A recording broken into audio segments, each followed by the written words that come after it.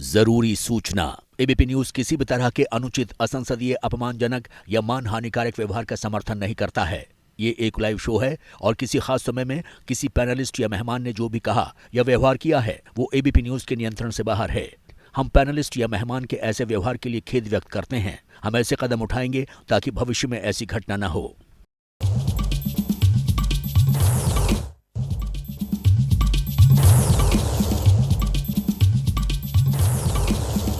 स्वागत है आपका एबीपी न्यूज पर। मैं हूं आपके साथ शीरीन और आज ताज नगरी आगरा से कौन बनेगा प्रधानमंत्री का ये स्पेशल इलेक्शन शो देख रहे हैं आप।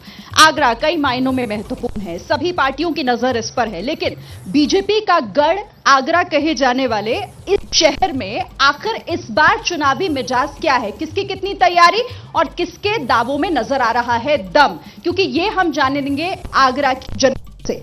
हम चलेंगे नीचे, उनसे बात भी करें। उससे पहले जिस तरह से नजर गांधी परिवार पर भी बनी हुई है उस पर भी चर्चा करेंगे, बल्कि शुरुआत उसी से करेंगे, क्योंकि अभी तक देखिए 190 सीटों पर वोटिंग हो चुकी है, 2 चरण के तहत मतदान हो चुका है, लेकिन अभी भी अमेठी और रायबरेली 2 ऐसी महत्वपूर्ण सीटें जहां पर प्रत्याशियों का ऐलान नहीं हुआ है। खबर इसे लेकर बहुत ज्यादा है, चर्चाएं बहुत ज्यादा है कि इस पर राहुल गांधी और प्रियंका गांधी को चुनावी मैदान में उतारा जा सकता है। हालांकि ऐलान होना अभी बाकी है और कांग्रेस की तरफ से तो यह भी कहा जा रहा है कि बहुत जल्द इसे लेकर तस्वीर साफ हो जाएगी। लेकिन अब सवाल यहां पर यह उठता है कि अगर ऐसा होता है, क्या इन्हीं 2 चेहरों के दम पर चुनौती देती हुई नजर आएगी और क्या यह मुमकिन हो पाएगा? इस पर चर्चा को आगे बढ़ाएंगे, लेकिन उससे पहले जरा वार पलटवार।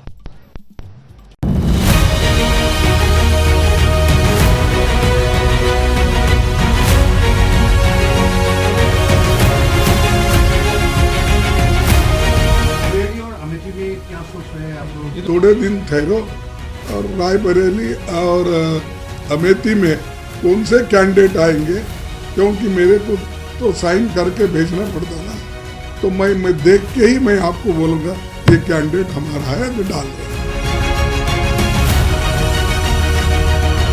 कांग्रेस न जीने देगी न चैन से मरने देगी। कांग्रेस की लूट जिंदगी के साथ भी, कांग्रेस की लूट जिंदगी के बाद। पूरे देश से पुकार है कि मैं सक्रिय राजनीति में आऊँ। स्मृति ईरानी जी जो सांसद है वहाँ की, वो जो वादे किए थे वो पूरे नहीं किए। People are ready to give a big goodbye to Rahul Gandhi.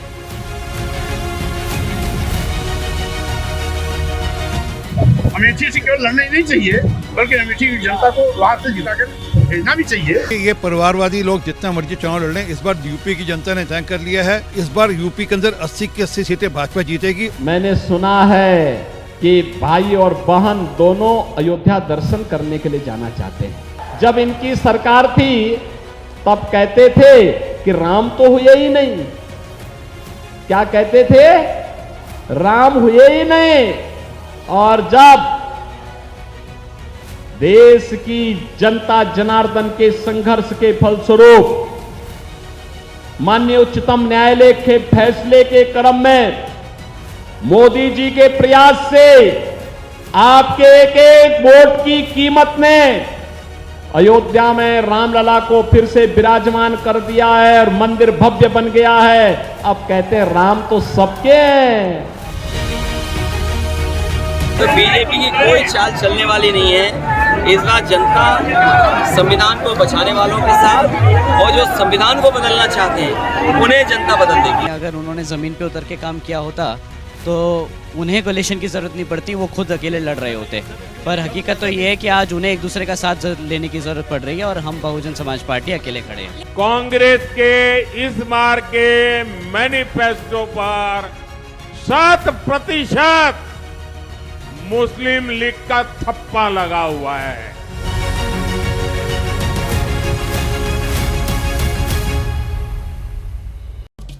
तो ऐसे में सवाल यह है कि क्या गांधी परिवार का साथ होगा तभी कांग्रेस मजबूत होगी, इंडिया गठबंधन मजबूत होगा और उसका परिणाम क्या होगा? ये तो कई सारे सवाल हैं जिन पर जनता क्या सोचती है उनसे भी हम बात करेंगे। लेकिन आगरा देखिए, यहां बीजेपी का गढ़ कहा जाता है। विधानसभा चुनावों में भी क्लीन स्वीप यहां पर किया था बीजेपी ने। 2 संसदीय सीट हैं यहां पर और दोनों बीजेपी के ही कब्जे में है। तो ऐसे में कई सवाल, लेकिन ये वही आगरा है जहां 2 दिन पहले प्रधानमंत्री नरेंद्र मोदी ने एक रैली की थी और मंगल सूत्र वाला बयान देकर सुर्खियां बटोरी थी। काफी चर्चा उसको लेकर भी हुई, विपक्ष निशाने पर था। उसे लेकर भी जनता से बात करेंगे। मेहमानों का पूरा पैनल और हमारी जनता नीचे है, तो आइए इस महाभारत एक्सप्रेस की इस लिफ्ट पर सवाल होकर हम नीचे चलते हैं। मेरे सवाल तैयार हैं, उनका जवाब लेंगे और जानेंगे कि आगरा के मुद्दे क्या हैं। जनता से ये सवाल पूछेंगे और इस बार किन मुद्दों को लेकर उन्होंने यहां मन अपना बना लिया है। तो कई सारे सवाल और उनका जवाब देने के लिए पूरा पैनल हमारे साथ नीचे मौजूद है। फटाफट से नीचे चलते हैं और जल्दी से इन तमाम सवालों के जवाब उनसे लेते हैं, क्योंकि आगरा महत्वपूर्ण है और इसीलिए हर पार्टी की नजर आगरा पर बनी हुई है। अब हम यहां नीचे आ गए हैं और देखिए जनता हमारे साथ। एक बार जरा जोरदार तालियां और प्लीज मेरे लिए थोड़ी जगह, मुझे यहां से निकलना है, थोड़ी सी जगह आप दीजिएगा। Thank you. मैं आप लोगों के बीच आऊंगी,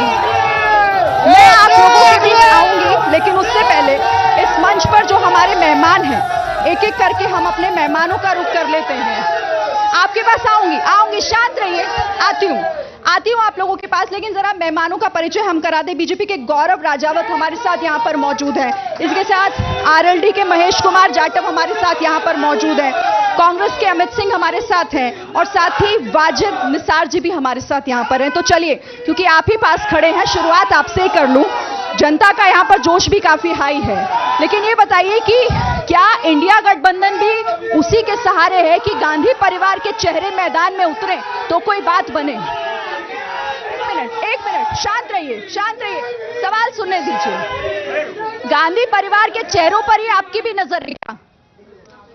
देखिए, ये जो आप सवाल पूछ रही हैं, आप आगरा आई हैं, आप मोहब्बत की नगरी में हैं, आपका स्वागत है, लेकिन ये राष्ट्रीय प्रवक्ताओं के जवाब हैं। हम आगरे की समस्याओं को लेकर इस पैनल में खड़े हैं, क्योंकि जो हुए हैं बीजेपी के, उनके काम पे या समाजवादी यहाँ जीतती है, गठबंधन जीतता है, तो वो आगे क्या प्लान है, इनके सवालों के जवाब देने के लिए हम लोग हैं। गांधी परिवार बहुत एक बड़ा परिवार हो गया, बड़े राष्ट्रीय नेता हो गए, उन पे सूरज के आगे दिया दिखाना हम लोगों के बस की बात नहीं। चलिए, अमित सिंह जी हमारे साथ हैं और उम्मीदों के दिए के तौर पर 2 चेहरों को देख रहे हैं, क्योंकि खबरें गाय बगाए इसी को लेकर आ रही हैं कि आप गांधी परिवार से राहुल गांधी हो चाहे प्रियंका गांधी ने आप उतारने की तैयारी कर रहे हैं। गांधी परिवार से मुझे या एबीपी न्यूज, मुझे लगता है पूरे देश ये उम्मीद कर रहा है कि गांधी परिवार, हर प्रदेश चाहता है कि हमारे स्टेट से गांधी परिवार का कोई ना कोई सदस्य उतरे। ये मैं भी कामना करता हूं। कांग्रेस पार्टी की तरफ से मैं रिक्वेस्ट करूंगा कि उत्तर प्रदेश से गांधी परिवार की राहुल गांधी जी, प्रियंका गांधी जी दोनों उतरे, क्योंकि गांधी परिवार से विकास जुड़ा अभी बात बन पाई।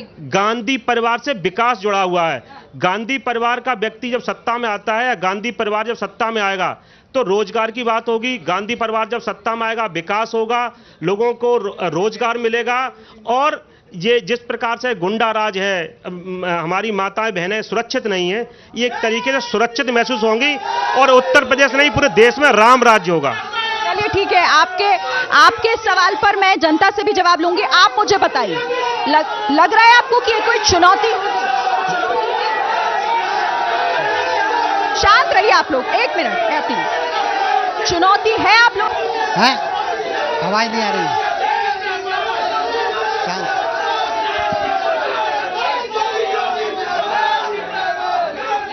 क्या कह? चुनौती है, लगता है आपको चुनौती?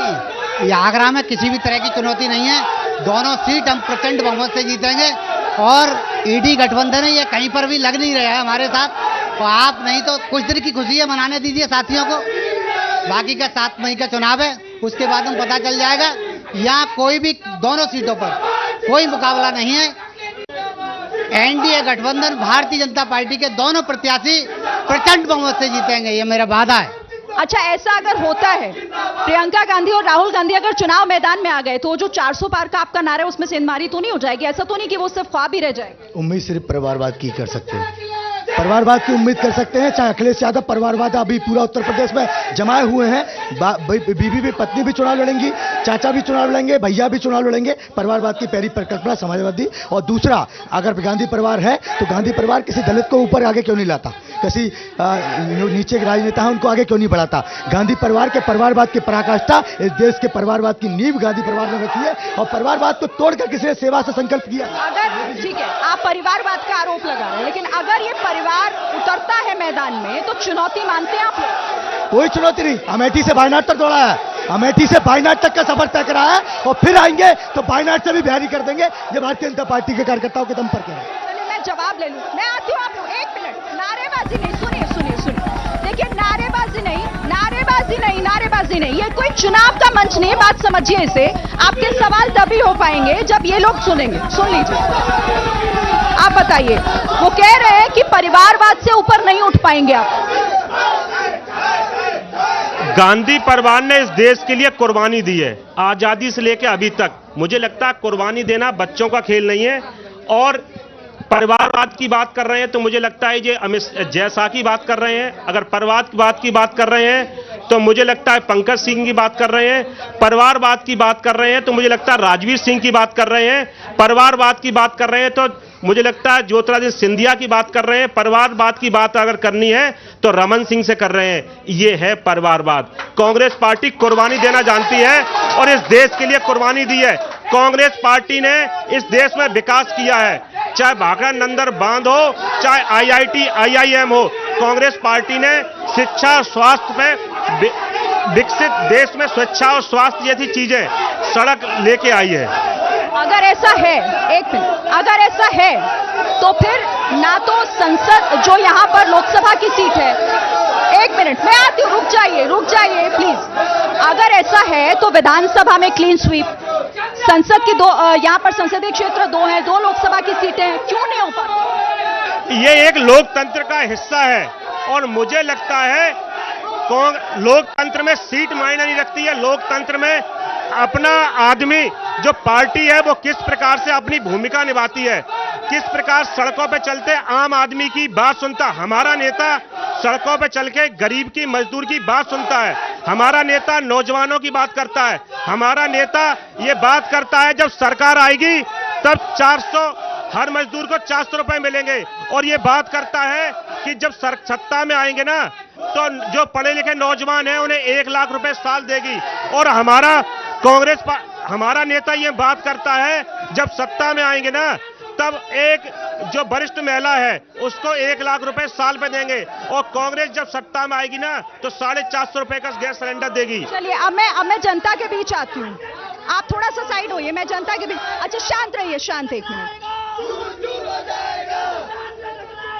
थोड़ा पीछे सुनिए, सवाल पूछिए। अरे जिंदाबाद नहीं भाई, सवाल ये है कि विकास की कभी बात नहीं हुई है, विकास की कभी बात हुई है? इन लोगों ने कभी विकास की सच्चाई दिखाई नहीं। किससे सवाल है? झूठ का बुलंदा खिलाते हैं बीजेपी से।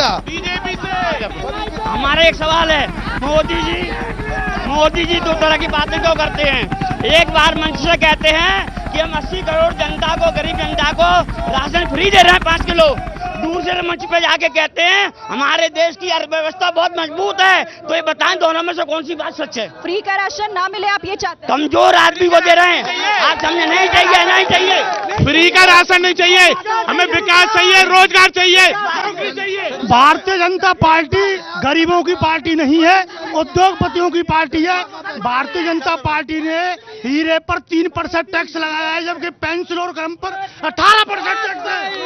मैं बता आगामी उत्तर प्रदेश में जो परीक्षाएं हो रही हैं वो परीक्षाओं के पेपर आउट हो रहे हैं। मैं उत्तर प्रदेश सरकार और भाजपा सरकार से पूछना चाहता हूं कि उत्तर प्रदेश में क्यों शिक्षा का पेपर बार-बार आउट होता है? कुछ कहेंगे शिक्षा पे सारे पेपर आउट हो रहे हैं, आरओ से लेके समीक्षा अधिकारी तक, लेखपाल से पुलिस तक सारे पेपर आउट है। ये नौकरी की मनता नहीं है, नौकरी। अच्छा सुनिए 1 सेकंड, आप चिल्ला रहे हैं ना, आप चिल्लाइए मत, सवाल पूछिए, चिल्लाने से मेरा सवाल है मैडम, मेरा सवाल यह है कि आप आगरा में डिबेट कर रही हैं। हम आगरा के मुख्य मुद्दे 10 साल से भारतीय जनता पार्टी की सरकार है, आगरा के लिए क्या किया? नहीं है, पिछले मुख्यमंत्री उत्तर प्रदेश सरकार के अखिलेश यादव जी की देन है, ताजगंज प्रोजेक्ट अखिलेश यादव की देन है, inner ring road Akhilesh Yadav की देन है। आप इनसे पूछिए इनने आगरा के लिए क्या किया। मैं कहना चाहता हूं तो जो 2014 में जब मोदी जी की रैली हुई थी तब वो लोग कई मुद्दों पर बात करके गए थे। आगरा के लिए बैराज की बात हुई थी, स्टेडियम की बात हुई थी, एयरपोर्ट की बात हुई थी। और आज जब 2024 पूरे नहीं हुए, नहीं 2024 में जब मोदी जी आते हैं तब आगरा के लिए क्या कहते हैं कि अयोध्या में मंदिर बनवा दिया और काशी में कॉरिडोर बनवा दिया तो पर्यटन जाएगा तो आगरा होके जाएगा। और अगर ये सवाल भाजपा वालों से करते तो वो कहते हैं चुनाव के बाद मीटिंग होगी जहां अखिलेश यादव मुख्यमंत्री। आप महिला हैं, महिलाओं का क्या? देखिए, मैं बताना चाहती हूँ, जब 2003 में सपा सरकार थी तो जिस क्षेत्र में मैं रहती हूँ वह इतनी गुंडागर्दी थी और उसमें क्या होता था, दलितों महिला को घरों में से खींचा जाता। आप सुरक्षित हैं? हम सुरक्षित है। मोदी जी ने तो सबका साथ सबका विकास, वो जात पात को नहीं देखते, ना हिंदू देखते हैं ना मुसलमान देखते हैं। सबसे ज्यादा हक जो है मुसलमान बहनों को ही मिला है, सबसे ज्यादा राशन मुसलमान लोग ही खरीदते हैं ना, तो जात पात तक कोई नहीं है। सबका साथ सबका विकास मोदी जी ने सभी बहनों को लखपति। आप लोग खुश हैं? हाँ, हम लोग खुश हैं। ठीक है, चलिए अब मैं थोड़ा आती हूँ, थोड़ा आप जवाब लेने के लिए मंच पर जाने दीजिए। आती हूँ, मैं लौट के आऊंगी आपके पास। और देखिए, आप शांत रहिए, सवाल आप ही के लिए है। नाराजगी आपने सुन ली होगी, मुझे सवाल पूछ। देखिए, ये लोग प्रोपेगेंडा ही लोग हैं। 14 से लेकर 14 में हमारी सरकार बनी, 17 में आगरा ने आशीर्वाद दिया, 19 में आगरा ने आशीर्वाद दिया और 22 में आगरा ने आशीर्वाद दिया, 24 में भी भारतीय जनता पार्टी को आशीर्वाद आगरा के मतदाता और आगरा की सम्मानित जनता देने जा रही है। इतनी नाराजगी क्यों? ये नाराजगी नहीं है, ये प्रोपेगेंडा ही लोग हैं जो सिर्फ और सिर्फ परिवारवाद से पोषित है, आतंकवाद से समर्थक से पोषित है और ये पोषित है अखिलेश यादव की उस गुंडावादी नीति से पोषित है। ये वो लोग हैं, ये कभी राष्ट्रवाद का समर्थन नहीं कर सकते, इनको नहीं पता। ये जनता, इसमें जनता है आगरा की, आप जनता को नहीं नकार सकते। जनता की नाराजगी भारी ना पड़ जाए, नाराजगी कह रही हूँ, नाराजगी जनता की भारी ना पड़े। नहीं, कोई नाराजगी नहीं है। ये इस तरह के इन्हीं बातों की वजह से ये लोग सत्ता से दूर हुए। आज देखिए, 60-65 साल कांग्रेस ने राज किया, देश को बर्बाद कर दिया, देश को कहां ले गए। चौधरी चरण सिंह जी उस जमाने में प्रधानमंत्री बने थे, उत्तर प्रदेश के मुख्यमंत्री बने थे। चौधरी चरण सिंह जी ने किसानों के लिए, गरीबों के लिए, मजदूरों के लिए तमाम काम किए। आज इन लोगों के पिताजी के नाम है या इनके खतौनियों में नाम है, ये चौधरी चरण सिंह जी की देन है, जो खतौनियों में नाम दर्ज कराए, पटवारी व्यवस्था को खत्म करके लेखपाल व्यवस्था लेकर के आए। आज गांव का गरीब गुजरे का ट्रैक्टर से अगर अपने परिवार का पेट पालन करता है तो वो चौधरी साहब की देन है। चौधरी चरण सिंह जी ने ट्रैक्टर पर टैक्स फ्री किया था। चौधरी साहब ने 5 स्टार होटलों में अगर कोई किसान का बेटा उसमें जाता है, रहता है, तो उसका आधा पैसा भुगतान किया जाएगा। इन लोगों ने, कांग्रेस वालों ने किया क्या है आप लोगों ने? वो पूछ रहे हैं कि आप लोगों ने किया क्या है। हालांकि नाराज यहाँ लोग दिख रहे हैं, लेकिन कुछ लोग सवाल आपसे भी पूछ रहे हैं कि भाई आप करेंगे क्या? चवन्नी 5 पैसे में बिक गई, चवन्नी 5 पैसे में बिक गई। आगरा की जनता विकास चाहती है, आगरा की जनता चाहती है कि आगरा में अंतर्राष्ट्रीय हवाई अड्डा बने, क्योंकि ये पर्यटक स्थल है। आगरा की पहचान पूरे विश्व में है। अगर विदेश का आदमी कहीं आना चाहता है तो सबसे पहले हिंदुस्तान के अंदर आगरा में आना चाहता है। आगरा की जनता चाहती है कि यहाँ पे केंद्रीय विश्वविद्यालय बने, नहीं है। आगरा की जनता चाहती है यहाँ पे एम्स बने, नहीं है। आगरा की जनता चाहती है कि शुद्ध पानी मिले, आज भी 70% लोग गंदा पानी पी रहे हैं। आगरा की जनता चाहती है यहाँ पे बैराज बने। ये सब प्रधानमंत्री महोदय ने वादे किए थे 2013 में, जब 10 साल पहले कह रहे हैं पूरे हो गए। और आज उसका नतीजा है कि अब आगरा की जनता सबसे पहले परिवर्तन चाहती है, क्योंकि यहाँ पे आगरा में महिलाएं, बेटियां सुरक्षित नहीं है। अगर किसी का खाली प्लॉट पड़ा है तो सुरक्षित नहीं है, क्योंकि यहाँ के मंत्री, सांसद, अभी फतेहपुर सीरी के सांसद ने एक खुलेआम 1 बीघा को कब्जा कर लिया। यहाँ पे एक मंत्री के बेटे ने लड़की के ऊपर गाड़ी चला दी। यहाँ पे बिल्कुल गुंडा राज है। इसे जनता परिवर्तन ठीक है, चलिए, तब भी कांग्रेस को क्यों आखिर पूरे देश में घूम घूम कर सहयोगियों के हाथ पकड़ने पड़े, फिर तो ये भी पूछे, बताइए आप। मुझे लगता है जो कांग्रेस के साथ सहयोगी पार्टी है वो सिद्धांत वाली पार्टी है, किराए की पार्टी नहीं है, चवन्नी अठन्नी नहीं है। कांग्रेस के पास अगर समाजवादी पार्टी है, मजबूत पार्टी है जिनका एक वजूद है, चवन्नी अठन्नी खट्टी नहीं। इसका भी तो फिर आप जवाब दीजिए। आप कुछ कह रहे थे, ऐड कर रहे थे। मैं ये कह रहा था, अभी आप पूछ रही थी कि फिर कांग्रेस को क्या जरूरत थी गठबंधन करने की। मैं कह रहा हूं भाजपा ने 35 पार्टियों के साथ गठबंधन किया है और उनका एक सांसद नहीं है, तो क्या जरूरत पड़ी थी? जब इतना विकास किया था भाजपा सरकार ने, तो ऐसे 35 दलों की क्या जरूरत थी जिन पे एक विधायक सांसद नहीं है? उनसे जवाब ले लूं, अब इसका जवाब जल्दी से आप दे दीजिए। आप कहते हैं कि वो गठबंधन इसीलिए कर रहे हैं क्योंकि वो लोग आपसे डर गए। उनका कहना है कि भाई गठबंधन में तो आप भी सहयोगी दलों के साथ हैं, अकेले तो नहीं है। पहली बार देश में होने जा रहा है कि कांग्रेस पार्टी का परिवार अपने सिंबल पर वोट नहीं करेगा। ये पहली बार देश में हुआ है। दूसरा, गठबंधन की बात करते हैं तो ये पूछते हैं पंजाब में गठबंधन नहीं करते, दिल्ली में गठबंधन नहीं है। कहीं इन्हीं के कमलनाथ जी ने कहा था कौन अखिलेश वखिलेश, और ये बात आपके चैनल ने चलाई थी, कमलनाथ जी ने कौन अखिलेश वखिलेश। आज ऐसी मजबूरी है कि गठबंधन करना पड़ रहा है। अच्छा, विधानसभा में गठबंधन, फिर बीच में निकाय चुनाव में तोड़ देते हैं, फिर लोकसभा में गठबंधन। भैया गठबंधन करने की जरूरत क्या पड़ रही है? ये ठगबंधन है, ये भारत की जनता जानती है। और जरा इतना सा बता दें, बुआ को क्यों नहीं मना पाए? ममता बनर्जी के पास भी गए थे, क्यों नहीं मना पाए? बिहार में आप कितने निम्न स्तर पर लड़ रहे हैं, पप्पू यादव आपके खिलाफ भी पर्चा भरते हैं, जरा ये बता दें। दूसरा, मैं इतने से पूछना चाहता हूं, हर बार अखिलेश जी सीट क्यों बदल रहे हैं? हर बार कभी कन्नौज से पर्चा भर देते हैं, कभी आजमगढ़ जाते हैं, ठीक है, तय नहीं कर पा रहे, चाचा को टिकट देते हैं, वहां चाचा के बेटे को लड़ाना पड़ता है। ये अपनी कमजोरी छुपाने के लिए ये चोर चोर मौसेरे भाई ये लोग आके बैठे हैं। जरा सा मुझे इतना बता दें, मेरे कांग्रेस मैं ठीक है, मैं इसका जवाब लूंगी, लेकिन इस वक्त आपसे मैं जवाब लेती हूँ, लेकिन एक बड़ी खबर आ रही है। एक बड़ी खबर इस वक्त आ रही है, वरिष्ठ वकील उज्जवल निकम को टिकट दिया गया है। मुंबई की सीट से टिकट दिया गया है उज्जवल निकम को। इस वक्त ये बड़ी खबर है, बीजेपी ने टिकट दिया है, मुंबई नॉर्थ सेंट्रल सीट से टिकट दिया है। तो उज्जवल निकम को लेकर एक बड़ी खबर, उज्जवल निकम वरिष्ठ वकील हैं और अभी मुंबई नॉर्थ सेंट्रल से उन्हें टिकट दिया गया है। उनकी उम्मीदवारी यहां तय कर दी गई है और पूनम महाजन का टिकट काट दिया गया है। तो ये एक बड़ा अपडेट है मुंबई से, जहां पर पूनम महाजन का टिकट काटकर उज्जवल निकम को यहां पर टिकट दिया गया है। तो मुंबई नॉर्थ सेंट्रल से उज्जवल निकम का नाम। अच्छा, इस पर ज्यादा जानकारी के साथ मेरे सहयोगी नीरज हमारे साथ जुड़ गए। नीरज, पूनम महाजन का पत्ता साफ, उज्जवल निगम को टिकट, क्या अपडेट इस खबर पर? देखिए, पूनम महाजन भारतीय जनता पार्टी के बहुत सीनियर लीडर रहे, प्रमोद महाजन की बेटी थी और उनका टिकट कटना निश्चित रूप में आश्चर्यजनक है। लेकिन उतना ही आश्चर्यजनक उज्जवल निकम को भारतीय जनता पार्टी की सीट पर टिकट से चुनाव लड़ाना।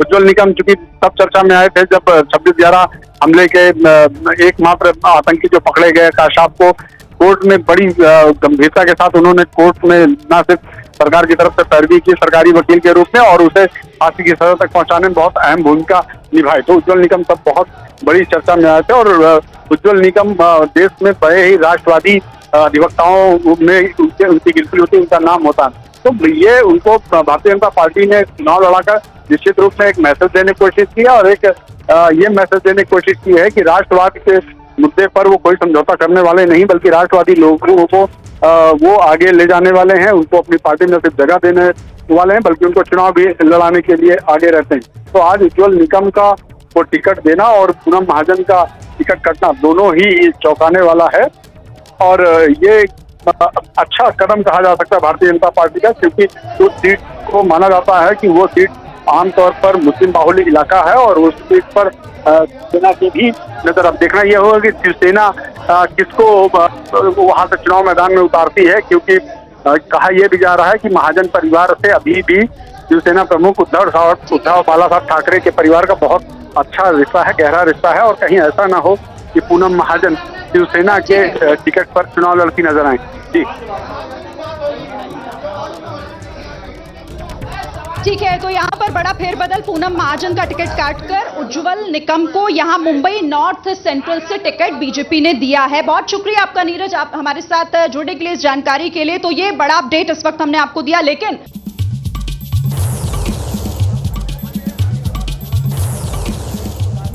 तो दूसरे चरण के तहत 190 सीटों पर वोटिंग हो चुकी है। इंतजार तीसरे चरण का हो रहा है और इस वक्त हम पश्चिमी यूपी के आगरा में मौजूद हैं। और आइए बिना देर किए पहले जनता के सवाल जल्दी से ले लेते हैं और शुरुआत यहां से। जल्दी सवाल। बिल्कुल, मेरा सवाल आगरा को लेके, आगरा के 2 बार के सांसद एक बार के सांसद एसपी सिंह बघेल, 1 बार के सांसद कठेरिया जी और तीसरी बार की कह रहे हैं कि हम होंगे जो जनता नहीं होने दे रही है। आगरा की बेहतरी के लिए, स्वास्थ्य के लिए क्या किया? स्वास्थ्य मंत्री रहते हुए, कानून मंत्री रहते हुए आगरा में क्या न्याय दिलाया है कि हाईकोर्ट की बेंच नहीं दिला पाई? मेरा सवाल ये है। चलिए अगला सवाल। अब यहाँ जल्दी जी बात कर रहे हैं शिक्षा की। सवाल जो सवाल का जवाब दे दूं ना।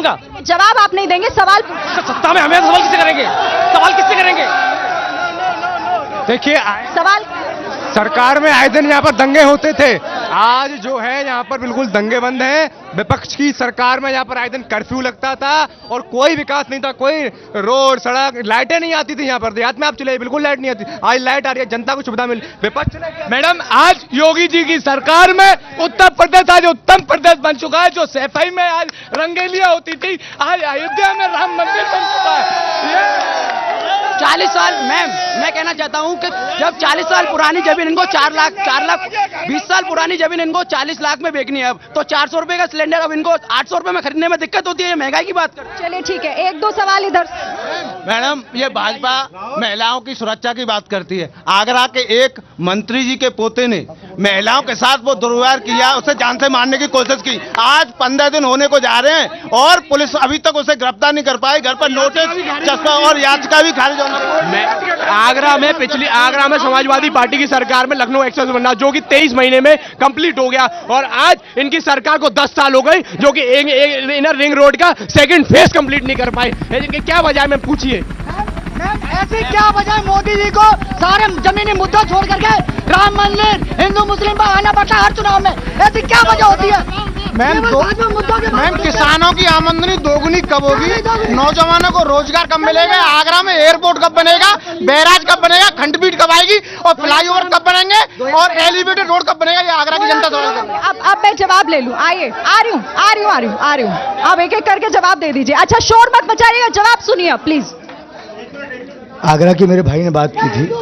आगरा के अंदर 498 करोड़ रुपए की योजना से एसपी सिंह बघेल जी के नेतृत्व में सिविल टर्मिनल का कार्य पूरा हो रहा है और निश्चित तौर पर रजिस्ट्रियां किसानों ने कर दी हैं, वो भी होने जा रही है। दूसरा, जब पानी की बात कर रहे हैं तो ये सिर्फ शहर को ही शहर नहीं मानते। आगरा की लोकसभा जलेसर तक लगती है, एदमादपुर तक लगती है। वहीं एदमादपुर के अंदर हमने पोहिया में दूसरा आगरा का सबसे बड़ा वाटर वर्क बनाने का काम हम लोग कर रहे हैं। एलिवेटेड रोड आप वाटर वर्क से लेके और खंडारी तक जाइए, वो हमने बनाने का काम किया। आगरा के अंदर सपनों की मेट्रो उड़ान बढ़ रही है। आगरा के अंदर ITI हब बनने जा रहा है। आगरा के अंदर हम मिनी स्टेडियम के लिए फतेहाबाद रोड पर इसकी तर्ज पर हमने खुद योजना को प्रसारित करते हुए उसको चिन्हित भी कर लिया है। एक सवाल शिक्षा को लेकर भी था। शिक्षा को लेकर एक भाई ने सवाल पूछा था, उसका शिक्षा को लेकर जब 3 IIT कॉलेज पूरे देश में हुआ करते थे, आज 16 से ज्यादा हैं। आज जितने कॉलेजेस हमने बनाए केंद्रीय विद्यालय की योजना के तहत, आज के अंदर सैकड़ों कॉलेज मोदी जी के नेतृत्व बने हैं। शिक्षा की तरफ पे आते नकलविहीन परीक्षा हमारी पहली प्राथमिकता रही है, जो हमने किया है। निश्चित तौर पर जब समाजवादी पार्टी की सरकार थी तो नकल माफिया का बोलबाला था। आज कोई नकल करता है तो उसको जेल जाने का काम योगी जी का। जवाब ले लूं, चलिए आ रही हूं। दूसरा,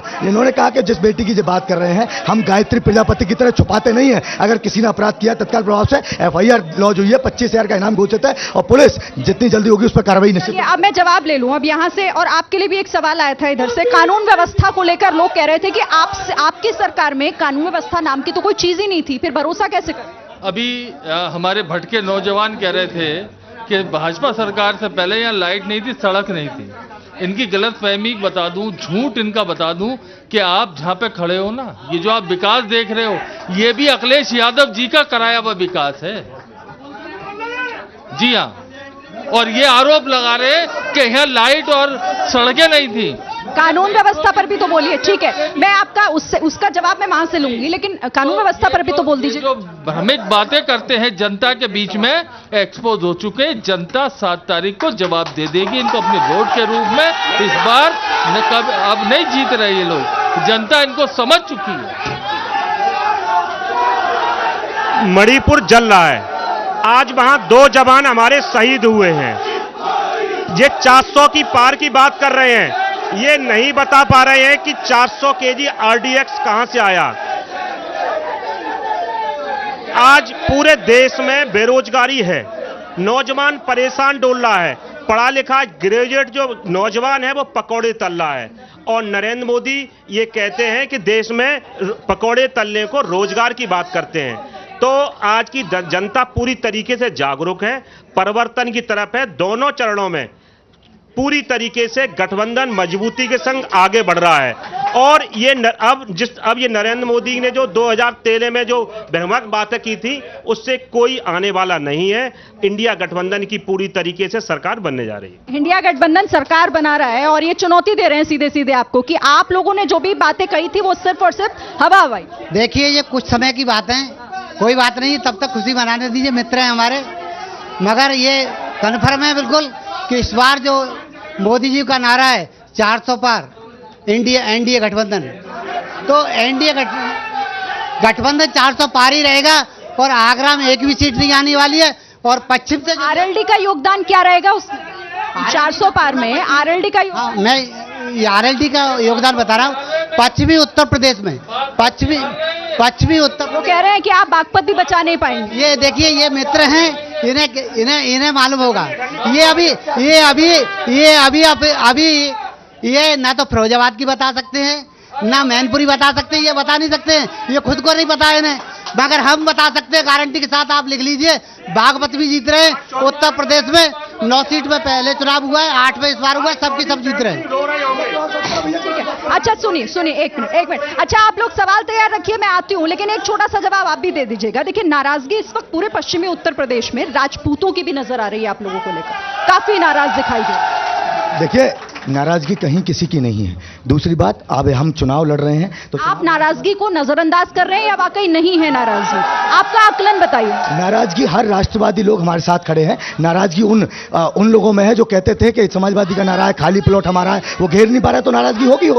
जो इंडी गठबंधन के लोग, इनने इंडिया को भी डिवाइड करके रख दिया है। वो 12 जून 1975 का वो आदेश सुप्रीम कोर्ट का भूल गए, जो इंदिरा गांधी के चुनाव को अमान्य घोषित किया था। सबसे बड़ी धांधली अगर इस हिंदुस्तान में कहीं हुई तो इंदिरा गांधी के चुनाव में हुई थी। दूसरी बात, अगर ये कह रहे हैं चौधरी चरण सिंह की बात, तो इनकी क्या मजबूरी रही कि 63 साल के अंदर चौधरी चरण सिंह को आपने भारत रत्न क्यों नहीं दिया? आज क्यों नहीं दिया? हमारे लिए चुनाव एजेंडा था तो हमने सम्मान किया, आपके लिए नहीं था क्या? आज अब हम आगरा में हैं, दलितों की राजधानी आगरा, बाबा भीमराव अंबेडकर के नाम से हमने मेट्रो स्टेशन का नाम किया है। बाबा भीमराव अंबेडकर के जन्म से लेकर मृत्यु तक के 5 स्थानों को नरेंद्र मोदी जी ने पंचतीर्थ का नाम घोषित किया है। निश्चित तौर पर आप मानिए हमने अपने ठीक है, नहीं देखिए, सुनिए, ये आपका मंच नहीं है, सुनिए मेरी बात, ये मंच नहीं है आपका, नहीं मेरी बात सुनिए, ये आपका मंच नहीं है। जो सवाल पूछा जा रहा है उस पर जवाब आप दीजिए। मैं ये पूछ रही थी नाराजगी है या आप लोग देखना नहीं चाहते उस नाराजगी को, या नहीं मान? देखिए कोई नाराजगी नहीं है, सारी जातियां, सारा समाज, 3600 कौम भारतीय जनता पार्टी के साथ, नरेंद्र मोदी जी के नेतृत्व के साथ है। चलिए अब मैं कुछ सवाल लेके आती हूँ। शांत, सवाल, एक मिनट, सवाल।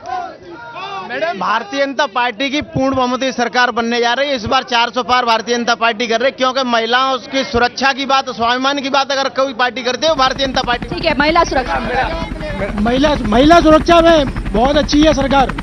कांग्रेस सपा ये जाति जनगणना की बात करती है, ये धार्मिक जनगणना की बात क्यों नहीं करती? 47 के बाद, विभाजन के बाद यहाँ पर मुसलमानों की जनसंख्या कितनी बड़ी, ये जातियों में बांटने का काम करके देश को लूटने का काम।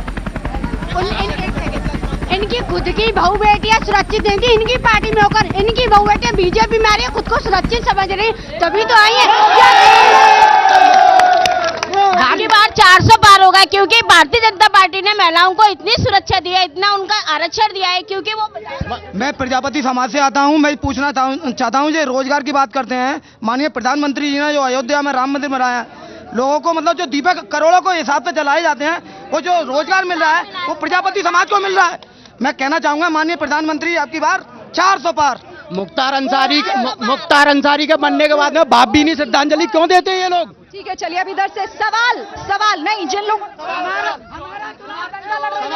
मैडम ये रुक जा, मेरा गौरव जी से सवाल है कि ये 400 पार कहते हैं, जो पुलवामा में हमला हुआ था उसमें 400 किलो आरडीएक्स कहां से आया आज तक नहीं पता। 2014 में माननीय प्रधानमंत्री जी आगरा आए थे, उन्होंने वादा किया था गोकुल बैराज बनेगा, खंडपीठ की स्थापना होगी, सिविल एयरपोर्ट बनेगा, इंटरनेशनल एयरपोर्ट बनेगा, ये कहाँ गई बात है? अब 10 साल के बाद फिर भी वादा कर रहे हैं। ये महिलाओं की बात कर रहे हैं। मणिपुर के अंदर मणिपुर, एक मिनट हाथ तो लगाया, जब महिलाओं की बात कर रहे हैं बीजेपी वाले, मैं इनसे ये पूछना चाहता हूँ, जो मणिपुर के अंदर जवान बच्ची को जो नंगा घुमा रहा था, आज तक मोदी जी कोई खबर तक लेने नहीं गए, वहाँ क्या हुआ? महिला वो सुरक्षित कोई नहीं है, बीजेपी सरकार है। मैं जूता कारोबारी हूँ, मैं ये जानना चाहता हूँ कि जूते के उद्योग के लिए क्या किया? 18%, 18.5% टैक्स लगा दिया इन लोगों ने, तो वो उसके लिए क्या होगा? जूते का कारोबार बिल्कुल यहाँ ठप हो चुका है, मैं बेरोजगार डोल रहा हूँ, मेरे लिए योगी मोदी ने क्या किया? मैं सिर्फ ये जानना। मैं जैसा मैडम, सबसे बड़ा जो नारा है, जो महंगाई मुद्दा है जरूरी। सवाल आपका किससे है? महंगाई बहुत है। मैडम मेरा सवाल है, जो ये लोग बिरयानी खिलाते थे अपराधियों को बिरयानी खिलाते थे, अब इनको देखो इस बात का कि गरीबों की फायदा क्यों हो रहा है, गरीबों की मदद क्यों हो रही है? परेशानी है इनको, इस चीज से परेशानी है कि गरीब क्यों, किसे परेशानी? विपक्ष को परेशानी है। मैं आ रही हूँ आपके पास, चलिए जल्दी जवाब ले लूं। विपक्ष परेशान इसलिए है क्योंकि गरीबों का भला हो रहा है जी। विपक्ष परेशान इसलिए है क्योंकि गरीबों का भला हो रहा है। यहाँ पर एक भाई बोल रहे हैं। किसका भला हो रहा है? गरीबों का। गरीबों का एक तरफ कह रहे हैं कि हमने 25 करोड़ लोग गरीबी रेखा से ऊपर कर दिए, दूसरी तरफ कह रहे हैं कि 80 करोड़ को हम 5 किलो राशन दे रहे हैं। तो कहां से गरीबी दूर होगा जब 80 करोड़ लोगों को गेहूं देना पड़ रहा है, खाने के लिए नहीं है 80 करोड़ लोगों के पास, एक 1.5 अरब की आबादी में, तो लगभग 1.5 अरब की आबादी में 80 करोड़ लोगों को गवर्नमेंट को खाने को दे रहा है, तो हम गरीबी रेखा से कैसे बाहर आए?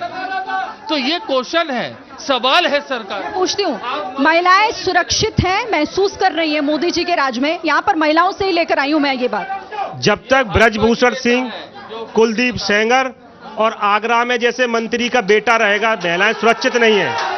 और मैं कहता हूं, अगर 400 पार हुए तो इस देश को जागरूक होना पड़ेगा। आपके चैनल के माध्यम से संविधान खत्म कर दिया जाएगा, उसी दिन आरक्षण खत्म हो जाएगा जिस दिन 400 पार होंगे, क्योंकि कुलदीप सेंगर जैसे हजारों लोग पैदा हो जाएंगे। इस देश को बचाना है ना, कुलदीप सेंगर, ब्रजभूषण, इनसे अगर बचाना है तो आपको इंडिया गठबंधन को मजबूती के साथ, ये 15 लाख देने की बात कर रहे थे, 5 किलो राशन पे आ गए, इन्होंने देश को भिखारी बना दिया है। ये बात कर रहे थे कि हम मुझे एक कर ये ऐसी बात कर रहे हैं ना, अगर ये आए ना तो जफसा को वापस लाएंगे। इन्होंने कहा है कि जातिगत जनगणना कराएंगे, तो राहुल गांधी जरा अपने दादा का भी नाम बताते जातिगत जनगणना से पहले। और दूसरा, अगर ये आए तो दोबारा 2G स्पेक्ट्रम होगा, दोबारा कोयला घोटाला होगा, दोबारा जीजा घोटाला, दीदी घोटाला, दामाद घोटाला, एक ही घोटाले बार बार करेंगे। यही कर रहे हैं, इनने किया था। जनता ने कांग्रेस मुक्त भारत की स्थापना इसीलिए की थी। दूसरा, जो संविधान की बात करते हैं, तो बाबा साहब के संविधान को अगर किसी ने लागू किया तो 370 हटाकर कश्मीर में नरेंद्र भाई मोदी ने लागू किया था। इन्होंने बाबा साहब के ठगने का काम किया था। चलिए, रोजगार को लेकर भी सवाल लोग पूछ रहे हैं कि रोजगार कब देगी ये सरकार? देखिए, सरकार ने रोजगार दिया है, सरकार ने तमाम विकास के क्षेत्र में कार्य किए हैं। नहीं सरकार नहीं, रोजगार जयंत चौधरी जी ने जो गठबंधन किया है वो मुद्दों पे किया है। मेरी बात सुनिए मित्र, आप लोगों ने इस देश को बर्बाद कर दिया कांग्रेस ने। और देखिए, यही लोग, मध्य प्रदेश में चुनाव था, अखिलेश जी कहते, मेरा सवाल, रुक जाए, मेरे पास वक्त इतना ही है, मेरा सवाल था रोजगार को लेकर। बहरहाल वक्त इतना ही था। बहुत बहुत धन्यवाद आप सभी खास मेहमानों का और साथ ही आगरा की जनता का, जिन्होंने बहुत सारे सवाल पूछे और कोशिश हमने की कि अपने मेहमानों से उनका जवाब लें। तो कौन बनेगा प्रधानमंत्री में आज फिलहाल इतना ही। कल आपसे मुलाकात होगी फिरोजाबाद में, तब तक आप बने रहिए एबीपी न्यूज के साथ।